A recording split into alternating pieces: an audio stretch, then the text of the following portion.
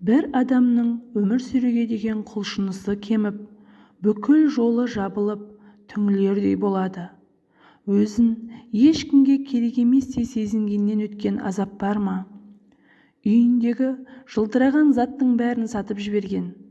Содан күнделікті нан суын тауып іше алмайтындай төменге түсіп, шың басынан шыңырау құзға құлдырап, тіпті мас күйде бұлдырап жатқан көзіне кереует астындағы ескі қобдиша түсті.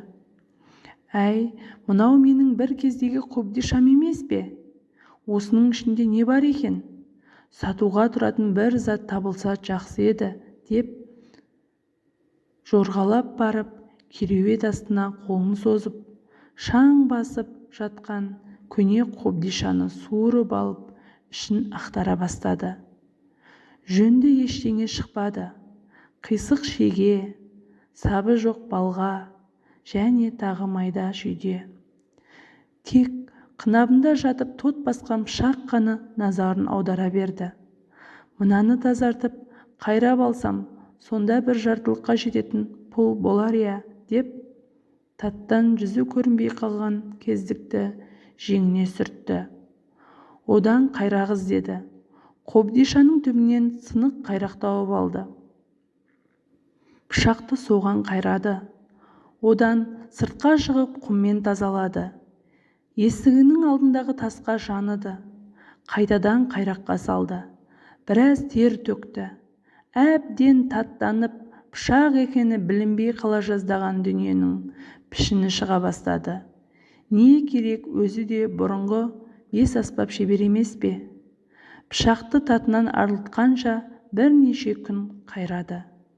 Жүзі жарқырап, өзі сондай үшкір, жүзі қылып тұрған өткір пышаққа айналған күні, өз ісіне көңілі толған бейбақ. О, енді ұсқының кірді. Сені сатып алатындай адам табылатынына сенімдімін.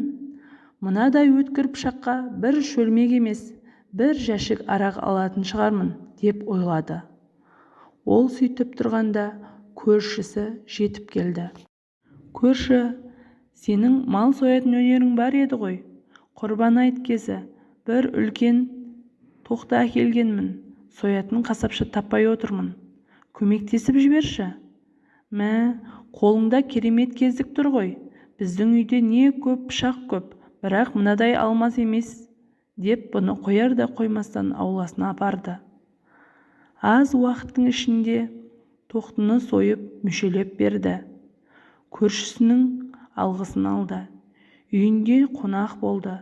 Дастархан басында мұның шебер, мал союшы екенін естігендер айттың қалған 2 күнінде өздеріне шақырып, пышағын әбден сынады.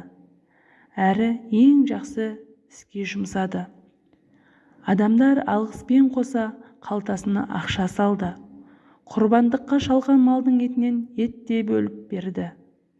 Аз күннің ішінде үй ішінің әл-ауқаты оңалып, өзгеріп қалды. Содан бұрынғы шебер пышағын ұстап отырып ойланды. Сен ғой тотпас пәлен жылдан бері аяқ асты жаттың. Мен сені іздемедім. Мен бүліндім. Сені басқан тот мені де оңдырмай басты. Жүрегім қарайды. Бар жақсы қасиетімнен айырылдым. Білген өнерім де ұмтыла бастады. Сені қалай тауып алып, таттан тазарттым. Сол сәттен бастап сен пайдаға астың. Адамдарға көп пайдаң тиді. Сенің арқаңда мен де жұрттан жақсы сөздер естідім. Мен түсіндім. Мен де тап сен сияқты іші сыртымдағы таттан тазалануым керек екен, деп адам дұрыс жолға қайтып оралды. Көп уақыт өтпей тұрмысы түзелді. Байыды. Ел жұрт оны сыйлайтын, құрметтейтін болды. Қас шебердің қолынан қайтар оралған өткір пышақ осылай иесіне жөнге салды. Түзу жолға түсуіне себеп болды. Я, кейде түзу жолынан адасып жүрген адамға біздің бір жылы сөзіміз, алмастай жарқ етер қылығымыз керек болып тұрады. жамандыққа жұмсалмайтын өткір пышақ та жылы құшақ та бола білейік.